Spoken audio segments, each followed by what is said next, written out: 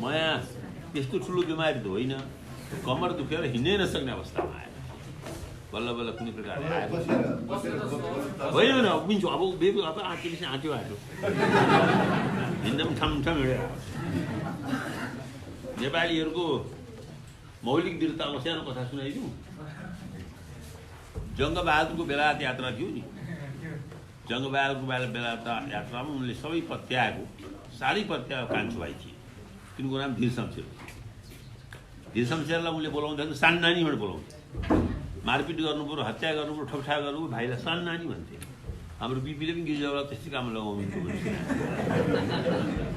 त्यो लन्डनमा तारो हान्दै रहेछन्। तारो भनेको एम हान्ने के भन्छ त्यो अझै पनि चल्छ नि। तारो हान्न सबै त्यहाँ अङ्ग्रेजले फ्रेन्चले जर्मनलाई जितेको देखेर जग्गा तातेछ। यसो हान्न हामी हान्नु क्यारे भन्छ, हानिदिन्छु दाइ भन्छ। तारो हान्न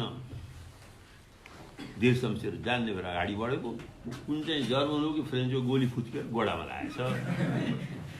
तारो हान्न जाँदैछ, गोडामा गएर खोच्याउनु थाल्यो।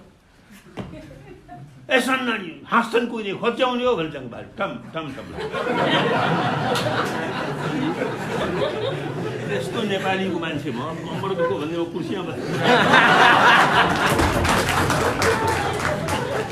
अब त्यसलाई सम्झना गर्दै मेरो एउटा बानी के छ भने मभन्दा पूर्ववक्ताले बोलेको कुरालाई बोल्दाखेरि श्रोतालाई बुझ्नु पनि सजिलो हुने, पूर्ववक्तालाई पनि मेरो नामले लिइराखेको छ भने रमाइलो हुने। उहाँले नै बोलेको कुरालाई त्यो सत्तल सिंहले सियोलाई फुक्दै फुक्दै फुक्दै ढाल बनाउँछ नि। पढाएको छ दन्ते कथा, सत्तल सिंहको कथा। नेपाली दन्ते कथा तपाईँले पढ्नुभएको छैन, कसरी त मार्क्सवादी बन्नुहुन्छ। तिमीले छोडेको कुनै पनि चिनको दन्ते कथा छोडेको थिएन होइन त श्यामजी? ल छोड, त्यो सुनाउँदिनु त्यो कथा। कुरोको पत्ता अहिले आहुतिजीले थाल्दाखेरि के भन्नुभयो भने कुरो नामको बारेमा कुरा गर्नुभयो। यो समाजवाद भन्ने नाम उहिले मार्क्सले पनि वाक्क भएर बदलेको। त्यही पनि बिचमा सोसल डेमोक्रेसी चल्यो। सबैले त्यति बेला आफ्नो पार्टीको नाम, अधिकांश पार्टीले सोसल डेमोक्रेटिक पार्टी भन्थे। त्यो अघि आहुतिजीले सम्झाउनु। रुसको पछि गएर कम्युनिस्ट पार्टी भनिने, बल्सेविक पार्टी भनिने पार्टीको नाम पनि रसियन सोसल डेमोक्रेटिक पार्टी थियो। त्यसलाई ब्राकेटमा बल्सेविक। बल्सेविक भनेको बहुमत। बहुमत पनि यस्तै उस्तै थियो। मार्क्सवादी विद्वानलाई थाहै छ एक दिनको बहुमत थियो। अर्को चाहिँ रसियन सोसल डेमोक्रेटिक पार्टी मेन्सेभिक। त्यति बेला पनि वाक्क लागेर लेनिन स्वयंलाई वाक्क लागेर होइन यो पनि नाम भएन, कम्युनिस्टै पार्टी राखौँ भनेर राखेको हो, यो कि आहुतिले भन्नुभयो। अब लेनिनलाई पनि वाक्क लाग्यो, मार्क्सलाई पनि वाक्क लाग्यो, ट्रट्स्कीलाई वाक्क लाग्यो, हामीलाई पनि वाक्क लाग्यो, बेसै भएको छ त। हामी पनि नामै छोडिदिउँ न भने पहिलो प्रस्ताव के गर्छु भने के कोही नाम बोकिराख्ने। त्यो नाम अब प्रचण्डलाई, ओलीलाई, शेरबहादुरलाई, सुशील कोइरालालाई हामी सलामी गरेर दिउँ, तिमीहरूको नाउँ तिमीहरू राख भनेर। त्यो नामको साटो हामीहरूले ठोस महिलालाई यसो गरिदिनु पर्यो, दलितलाई यसो गरिदिनु पर्यो, जनजातिको मार्का यो छ र मधेसमा पनि समस्या छ, विद्यार्थीहरूलाई कमसेकम यति गरिदिउँ भने भएन। त्यसैले मेरो प्रस्ताव के छ भने समाजवादको नाम एकपल्ट फेरि आहुतिजीले अघि सम्झेर अघि सरेर धीर शमशेरले ठमठम गरे जस्तै नाम अगाडि राख्नु पर्यो। तर जे नाम भने पनि समाजवाद नाम साँच्चै नै बदनाम भइसक्यो।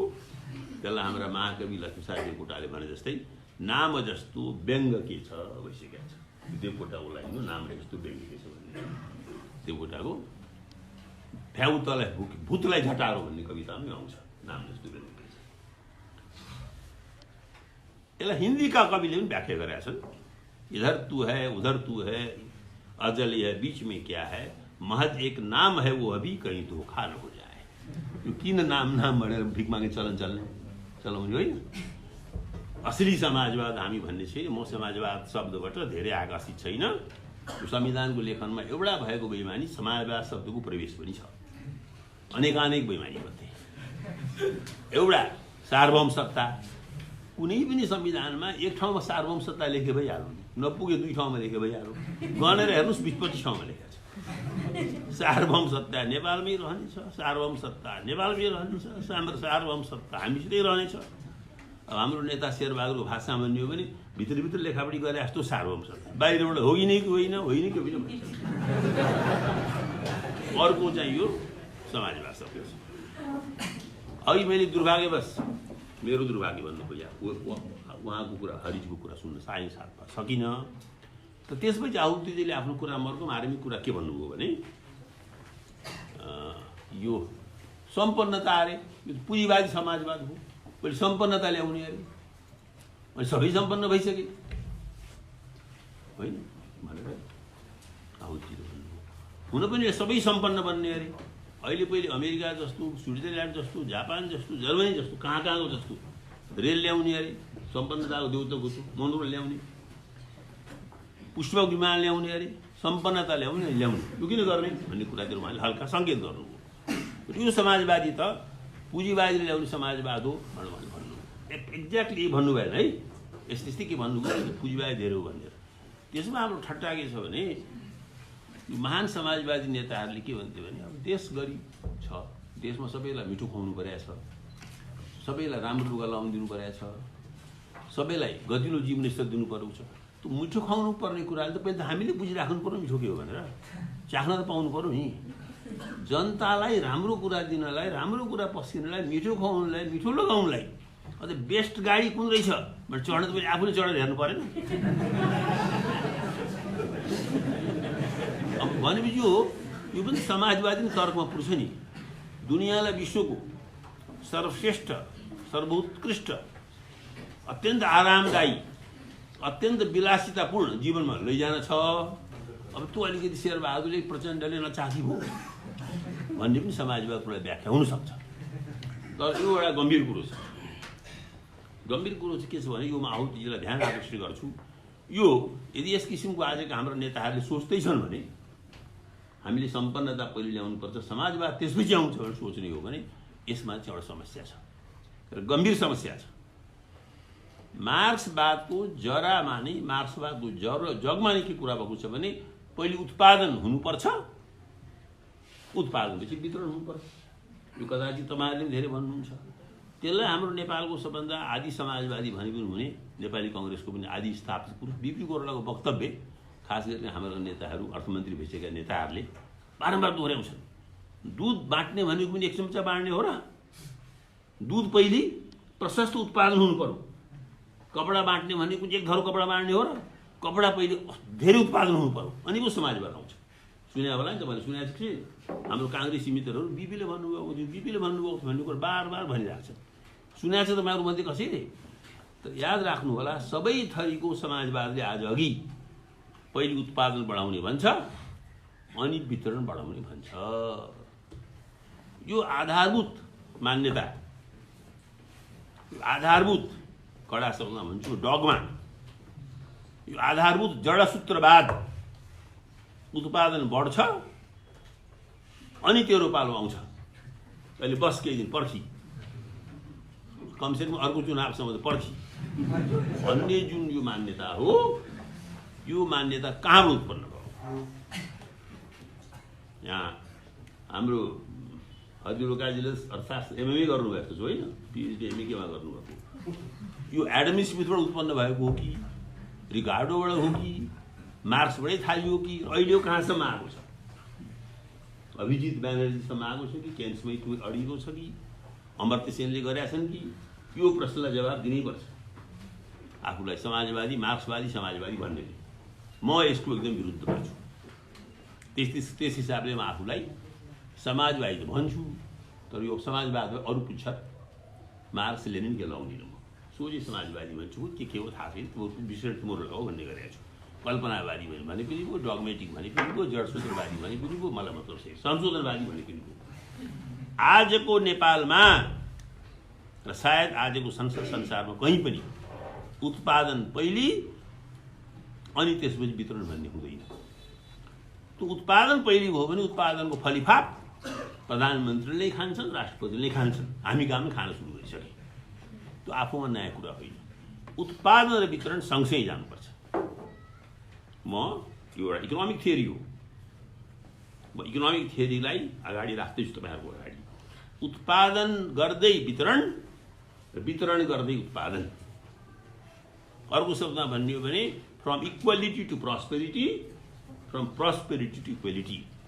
समताबाट सम्पन्नता, सम्पन्नताबाट समता। हामी सँगसँगै हिँड्नुपर्छ। समाजवादको क्राइटेरिया यो मात्रै हुनसक्छ। उत्पादन गरिसक्छौँ अनि देखाएर तिम्रो पालो आउँछ, त्यति बेला भोट दिँदै हाल, दिँदै गरेर भोट हामी दिन्छौँ भने हुँदैन। र अघि जुन आहुतिजीले फेरि भन्नुभयो कि उन्मुक्त हुनु, उन्मुक्त छौँ हामी, त्यो त जाने त हो हामी। कहिले पुग्ने? 10 वर्ष पुग्ने, र 10 वर्षमा नपुगे 50 वर्ष पुग्ने, 50 वर्षमा नपुगे 500 वर्ष पुग्ने, अर्को जन्ममा पुग्ने भने पनि हो, होइन? बुद्ध दर्शन अर्को जन्म मान्छ, होइन? त्यो भन्न पाइन्छ। सोझो कुरो के भने वितरण र उत्पादन कैँचीको दुईटा ब्लेड जस्तै, कैँचीको दुईटा धार जस्तै सँगसँगै जानुपर्छ। यदि कुनै सामाजिक व्यवस्थामा, कुनै राज्य व्यवस्थामा, कुनै आर्थिक व्यवस्थामा वितरण पछि सम्पन्नता पहिली, उत्पादन पहिली, उत्पादन पहिली, उत्पादन पछि वितरण पहिली भनेको चाहिँ त्यो गलत शिक्षा हो। र विगत 100 वर्षको अथवा 200 वर्षको मार्क्सोत्तर समाजको शिक्षा यही छ। हामी एउटा गलत अर्थशास्त्र पढिरहेको छौँ र कुनै ओलीजीको गल्ती छैन यसबारेमा। ओलीजीले पनि त्यही पढ्नुभएको छ, इमान्दारीपूर्वक त्यही गर्दै हुनुहुन्छ। त्यसैले ओलीजी जस्ता मान्छेहरूलाई, ओलीजीलाई मात्रै किन छोड्ने, शेरबहादुर जस्ता मान्छेहरूलाई, प्रचण्ड जस्ता मान्छेहरूलाई के भन्नु परेको छ भने उहाँहरूको अहिले शिक्षा आवश्यक छ। र यो नयाँ पुस्ताले अब सिकेको कुरा, गलत कुरा सिकाएको छ भने बिर्सिएर राम्रो कुरा सिकाएको छ भने, पुल्ने जमानामा कल्चर रेभोल्युसनले चीनमा नेताहरूलाई पढाए जस्तै तपाईँहरूले त्यो पढाउने काम छ। गलत अर्थशास्त्र दुनियाँमा प्रचलित छ। मैले यो एउटा अर्थशास्त्रलाई थोर बहुत भए पनि, पिएचडी नगरे तापनि बुझेको आधारमा कुरा गर्दैछु। यो पोलिटिकल स्टेटमेन्ट होइन, मैले एज एन इकोनोमिस्ट नै बोलेको हो। यो म इकोनोमिक्सको कुराहरू तयार छु, यही मान्छेमा पनि तयार छु कुराहरू, सिधै यो कुरा। तेस्रो कुरा आहुतिजीले एकदम मार्मिक कुरा भन्नुभयो। के मार्मिक कुरा भन्नुभयो भने निजी सम्पत्ति उन्मूलन गर्ने कुरा थियो, निजी सम्पत्तिको सामाजिकरण गर्ने कुरा थियो, तर निजी सम्पत्तिको राज्यीकरण हो। सोसियलाइजेसन भएन, नेसनलाइजेसन भएन, स्टेटाइजेसन हो। स्टेटिजमले खायो भन्नु होइन। यो उहाँको म यस कुराको पनि प्रारम्भमा सपोर्ट गर्छु। स्टेटिफिकेसन भयो भन्नु, स्टेट क्यापिटल भयो भन्नु, ठिक, एकदम ठिक भन्नु। स्टेटको समस्या के भयो? त्यहाँ लोकतन्त्र भएन, जनतन्त्र भएन, त्यहाँ त दलतन्त्र भयो। यो नबिर्सिनुहोस्, पार्टियोक्रेसी, यो बुझ्नुहोस्, दलतन्त्र। मैले आहुतिजीका कुरालाई त्यस हदसम्म समर्थन गर्दै आहुतिजीले विस्तारमा छुन नभ्याउनु भएको कुरालाई भन्न चाहन्छु। राज्य किन भ्रष्ट भयो? राज्य भ्रष्ट हुने काम के छ? यहाँ मात्र दुनियाँको भ्रष्ट राज्य हुने भ्रष्ट के छ? यो कुरा लामो समयदेखि छलफल भएको छ। अङ्ग्रेजीमा उखानै प्रचलित छ एउटा, पावर करप्ट्स, होइन? Absolute power corrupts absolutely. एउटा बुर्जुवा लेखकले लेखा, लर्ड एक्टनको शब्द हो यो, पावरले करप्ट गर्छ। त्यसले स्टेटमा पावर हुने बित्तिकै, एक ठाउँमा पावर केन्द्रित हुने बित्तिकै त्यो पावरमा त भ्रष्टाचार हुन्छ। तपाईँले सुने होला यो एउटा साह्रै भ्रष्टाचारले गर्यो भनेर यसलाई के गर्ने भन्दा चाहिँ खोलामा बगेकोलाई त्यसले दिनभरि गरिराखोस्, कतिचोटि बाढी आउँछ भन्दा नाउडा न त व्यापारीलाई भन्दै चाहिँ जहाज चलाउनु पाउँदैछ, खोला रोक गर्नुपर्नेछ मैले भन्छ भने सुने होला नि त। पावरमा त करप्सन इनबर्न हुन्छ, जन्मजात हुन्छ, बद्धमूल हुन्छ, सबले बुझेको थियो। तर हामीले सर्वहारा वर्गको अधिनायकत्वको नाममा यस्तो राज्य बनायौँ, खरा समाजवादीले, सच्चा समाजवादीले, वास्तविक समाजवादीले, कि आज राज्यको सम्पूर्ण सञ्चालनको बिन्दु केही दलहरूको हातमा केन्द्रित हुँदा, हिजो सर्वदलीय गठन हुँदा पनि, आज 2 दलीय अथवा 1 दलीय गठन हुँदा पनि पदको बटवारामा कस्तो विकृति देखियो भनेदेखि हामी युनिभर्सिटीमा छौँ, युनिभर्सिटी भिसी काङ्ग्रेसलाई, त्यसो भए रेक्टर कम्युनिस्टलाई, त्यसो भए के अर्को रजिस्ट्रार अर्को माओवादीलाई, रहेको फोरमलाई। माने साँच्चै भन्नुहुन्छ भने कस्तो स्थिति छ भने म सानो उदाहरणबाट तपाईँलाई कुरा सुनाइदिन्छु। युनिभर्सिटी बटेन कि कलेज बटेन कि प्रिन्सिपल बाँटेन कि थाहा छ भएन, त्यो बाँड्ने भने के हो, एकाडेमिकको मात्रै भएन। हुँदा हुँदा के एउटा प्रस्ताव एकपल्ट आयो भन्ने सुनेको छु, थाना पनि बाँडिदिउँ, फलानु थाना कम्युनिस्टलाई दिने, त्यहाँ कम्युनिस्टका विरुद्ध हुँदैन लाग्ने, फलानु थाना काङ्ग्रेसलाई दिने, काङ्ग्रेसका विरुद्ध हुँदैन लाग्ने, डकैती गर्न छ भने काङ्ग्रेस थानामा जाने, हुँदैन लाग्ने। यो अवस्थामा झन्डै पुगिसकेको छ। त्यसरी ध्यान केमा दिनु पर्यो भने पार्टीको तानाशाहीको उप कब्जा भएन भने लोकतन्त्र, बुर्जुवा लोकतन्त्र पनि चल्दो रहेछ। यो अहिले मैले समाजवादी डिस्कोर्सबाट अलिक हटेर कुरा गरेर जस्तो लाग्ला, तर बुर्जुवा डेमोक्रेसीको पनि के अनुभव छ भने बुर्जुवा डेमोक्रेसीमा सबभन्दा पहिले नियन्त्रण गर्नुपर्ने रहेछ तथाकथित पार्टी भन्ने कन्सेप्टलाई। यो पार्टी भन्ने मोडर्न पार्टीको कन्सेप्ट लामो भएको छैन, 150-200 वर्ष 150-200 वर्ष नै भएको छैन। जस्तै हामीले अमेरिकाबाट जोड्ने, बेलायतबाट जोड्ने हो भने अमेरिका र बेलायतको पार्टी पनि थिएन, त्यहाँको सामाजिक आन्दोलनको एउटा चोइटा थिए, अभिव्यक्ति थिए। पार्टीकै परिभाषा के हो भने एउटा सचेत वर्गको सर्वाधिक सर्वाधिक अग्रगामी सचेत दस्ता। अब त विधिवत पार्टी बन्न थाल्यो। हुँदा अत्याचार के भयो भनेदेखि पार्टी व्यवस्थामा यो के भन्यो, त्यो हिन्दुस्तानमा आयाराम गयाराम चलो, हिन्दुस्तान आयाराम गरेपछि यो डिफेक्सन एन्टी डिफेक्सन ल लाग्यो नि, पार्टी के नाम है, पार्टीबाट निकाल्न मिल्ने। त्यो अस्तिबाट पार्टीबाट निकाल्न मिल्ने आतंक नभएर विधान पनि यस्तो बन्दै थियो। संविधान जो बनाइयो नि, कागजमा के थियो भने संविधान सभाको सदस्यमाथि संविधान लेख्ने विषयमा मतभेद व्यक्त गरेको के तलमाथि हुँदैन भनेको छु, याद होला सब, तपाईँहरू पनि त्यहाँ हुनुहुन्थ्यो। तर पुरा पार्टीको कब्जा छ। चुनाव जितेर आएकाको पनि कुनै मतलब छैन। चुनाव जितेर आएको दोहोरो दायित्व हुन्छ, उसले आफ्ना मतदातालाई पनि के भनेको हुन्छ, मतलब छैन। पार्टी भुइँ लाग्यो भने खतम। त्यसैले म एउटा लोकतन्त्रवादीका रूपमा, एउटा दलीय व्यवस्थामा पुरै जिन्दगी बिताइरहेका व्यक्तिका रूपमा बिल्कुल आधिकारिकपूर्वक के भन्न चाहन्छु भने यो दलले गलाउने गरेको तानाशाही, दलले आफ्ना सदस्यहरूलाई लगाएको कब्जा पनि राज्यको विकृतिका लागि धेरै हदसम्म जिम्मेदार छ। कमसेकम सांसद त बोल्छन् त्यसका विरुद्धमा, दलले गरेको बदमासीमा। आज सांसद पनि महन्छ, देख्दै पनि आँखा चिम्लेर यस्तो गर्नुपर्छ, बोली हुँदाहुँदै पनि बोली फुट्दैन, यस्तो अवस्था छ। त्यसैले तपाईँहरू जल्दी सांसद भएर के गर्नु नसोच्नु होला। पहिले यो प्रतिबन्ध हटाउनुहोस् ल। चुनाव जित्नुहुन्छ, भित्र गर्नै पाउनुहुन्छ, रबड स्टाम्प तपाईँहरू बन्नुहुन्छ। यो मेरो कति अनुभव छ। राउतेजीले त्यो उठाउनु भएको प्रश्न हो, राज्य किन बदमास भयो भन्ने कुरा। राज्यको बदमासीको जरा दलको बदमासीमा निहित छ। यति सजिलै दलको व्याख्या गरिदिनुहोस्। दलको अरू थप व्याख्या गर्दा हामीले के बुझ्छौँ भने मार्क्सै कुरा, यदि म धेरै यो मार्क्स लेनिनको कुरा गर्ने पक्षमा छैन, तर यो सारा विमर्श नै मार्क्स लेनिनकै आगापाछी भइरहेका हुँदा नाम उदाहरण दिने भयो अलिकति। मार्क्सको कम्युनिस्ट म्यानिफेस्टोमा स्पष्ट लेखिएको छ कि कम्युनिस्टहरूले आफ्नो कुनै दल बनाउँदैनन्। त्यति मात्रै होइन, मार्क्सको कम्युनिस्ट म्यानिफेस्टो भन्ने किताबमा त सर्वहारा वर्गको अधिनायकत्व भन्ने शब्द पनि छैन। त्यो अवधारणा मार्क्सको लेखनहरूमा मुस्किलले 4-5 ठाउँमा उल्लेख हुन्छ। ल सर्वहारा वर्गको अवधारणा भने के हो थाहा छ, ल हेर फलाना ठाउँमा भए जस्तो, पेरिस कम्युनमा भए जस्तो अथवा फ्रेन्च रिभोल्युसनमा भए जस्तो लेखेका हुन्छन्। र त्यसले ठुलो विवाद भएको थियो बोल्सेविक क्रान्तिपछि।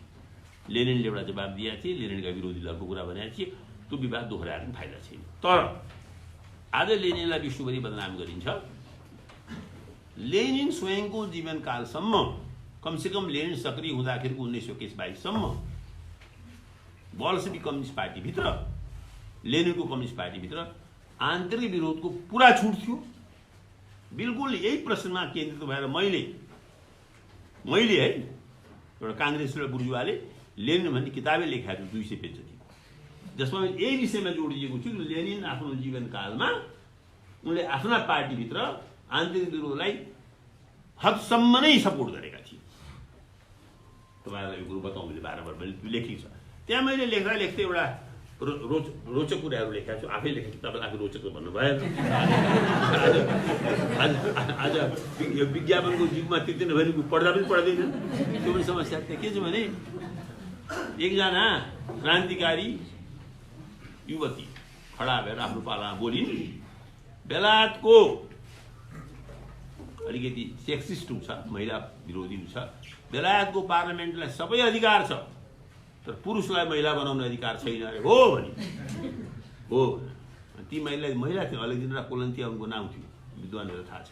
तर हाम्रो यो केन्द्र समितिलाई पुरुषलाई महिला बनाउने अधिकार रहेछ भन्ने, यो लेनी हिरोसँग पुरुष थियो, अब त मभन्दा खतम महिला भएछ अन रेकर्ड। जब उसले कोलन्तियालाई बोल्न दिएन, मान्छेले भन्यो अब यो त्यति बेला अहिलेसम्म महिला पुरुष भन्ने आएको थिएन, त्यत्रो कडा आलोचना गर्न पाइन्थ्यो कम्युनिस्ट पार्टीको बैठकभित्र। र यो पनि विषय मेरो भएन। अहिले पार्टीका नाउँमा जुन नेताहरूको तानाशाही चलेको छ, खास गरी स्टालिनको पालामा जुन चर्कियो, त्यो पनि अहिले आफूलाई समाजवादी भन्नेले सोचिकन कि यस्तो पार्टी व्यवस्था खोल्या हो त मार्क्सले अथवा लेनिनले अथवा बीपी कोइरालाले अथवा जयप्रकाश नारायणले अथवा लोहियाले समाजवादी अथवा युटोपियन्सहरूले अथवा सोसल डेमोक्रेट कहीँ भन्ने प्रश्न छ। अब यहाँ यही कुरा गर्दा गर्दै अन्तमा उहाँले के भन्नुभयो हाम्रो आहुतिजीले भनेदेखि समाजवाद आयो कि आएन, समाजवाद कहाँसम्म आयो, आउँदाखेरि हाम्रा बिचमा आयो कि आएन, त्यो हामीले हेर्न जरुरी छ भन्नु। मैले तपाईँहरूलाई उदाहरण कोट त उल्टा त गरिरहेको छु नि त, यही मोटामोटी यही भन्नुभएको हो। यो प्रासङ्गिक कुरो छ, यसमा समाजवादको बारेमा व्याख्या गर्ने, विमर्श गर्ने, किताब लेख्ने, किताब पढ्ने, मार्क्स र लेनिनको जीवनी बताउनै जरुरी छैन। यो उहाँले भनेको कुरा बडा महत्त्वपूर्ण छ। यसको महत्त्व मलाई सबभन्दा के लागेको छ भने अस्ति आजभन्दा 8-10 दिन अघि कहिले हो यहाँ एउटा मार्क्स फर्केर आए सो हो, मार्क्सिङ सो होइन भन्ने एउटा के नाम अरे नाटक खेलिएको। यहाँ एक दुईजना त्यहाँ बसेको मान्छेलाई देख्दैछु म, महर्जनजीलाई देख्दैछु म, तपाईँहरूले पनि धेरै हँसिलो अनुहार देखेको हुँदा धेरैले देख्नुभएको जस्तो लाग्यो मलाई। त्यो नाटक मैले पनि हेरेँ, दुर्भाग्यवश त्यो मूल स्क्रिप्ट के थियो मैले पढाएको छैन, हरिरो काजीले पढेर टिप्पणी लेख्नुभएको हल्का पढेँ होइन। त्यो नाटक किन लेखियो होला, लेखनले किन लेख्नु होला, हेर्दै हुनुहुन्थ्यो प्रचण्डजी, ईश्वर पोखरेलजी, वामदेवजी भन्दा मार्क्सलाई यदि समाजवादको एउटा प्रतिमान मान्ने हो भने, उदाहरण मान्ने हो भने होइन, जडाया त रहेछन्, त्यसमा त हामी नेताहरूले बराबरी गरेका छौँ कम्ती। तर अरू कुरा हाम्रो मिल्छ मिल्दैन। मार्क्सका छोराछोरीको दुःख, हाम्रा छोराछोरीको दुःख कति छ, मार्क्सलाई के खाउँ नखाउँ भन्ने पिर हामीलाई कति छ, मार्क्सको समय कति 5 मिनट बाँकी त मेरो कि आहुतिजीको, आहुतिजीको पैँचो लिएर कि नलिकन जवाब दिनु पर्यो। त्यसो भएन आहुतिजीको पैँचो लिएको टाइम बाँकी छ कि छैन, भइहाल्छ। अब त्यसो भए मेरो 5 मिनट बाँकी रह्यो, 1 मिनट छोडिदिएँ, 4 मिनट। कुरो के हो भने त्यसैले हाम्रो जीवनमा समाजवाद आएको छ कि छैन भन्ने बारेमा मेरो स्पष्ट मान्यता छ। मूल्यबोध भनेको के हो, कि हामी सादगीलाई महत्त्व दिन्छौँ, कि हाम्रो खानपिनमा अलिकति ध्यान दिएका छौँ, कि हामीले घर बनाउनको लागि सारा प्राप्त गरेका छैनौँ, काठमाडौँमा घर बनाउनको लागि हाम्रो जीवनशैली कस्तो छ, के भने एउटा हुन्छ विचार। मार्क्सले लेखेको दास क्यापिटलको कतिपय सिद्धान्तहरू, falling rate of profit, surplus भ्यालुका सिद्धान्तहरू, त्यसको विवाद हुन्छ। तर मार्क्सले बिल्कुल समर्पणको जीवन बताएका थिए कि थिएनन्। बीपी कोइरालाको अनेक विचारको म आलोचक छु, राष्ट्रिय मेलमिलाप लगायतको। तर बीपी कोइरालाले जुन जीवन गरेर अन्तिम क्षणसम्म पनि राजासँग अधिकार खोज्न लडेको हो कि होइन, गणेश मान्जीले लडेको हो कि होइन, पुष्पलालले अस्पतालमा अप्ठ्यारो परेर देहान्त भएको हो कि होइन, त्यसलाई भन्छ जीवन मूल्य। आफ्ना केही मान्यताका लागि कहिले पनि कुनै पनि कीमतमा आत्मसमर्पण नगर्ने, चाहे दलको तानाशाही होस् चाहे नेताको मनमानी होस्। त्यो आहुतिजीलाई यो कुरामा समर्थन गर्छु। हाम्रो जीवनमा समाजवादी मूल्य अवतरित हुँदैन। मार्क्स पुनः जन्मेर आएर त्यही सोहोमा बसेर 10 वटा दास क्यापिटल लेखे पनि समाजवाद आउँदैन। धन्यवाद।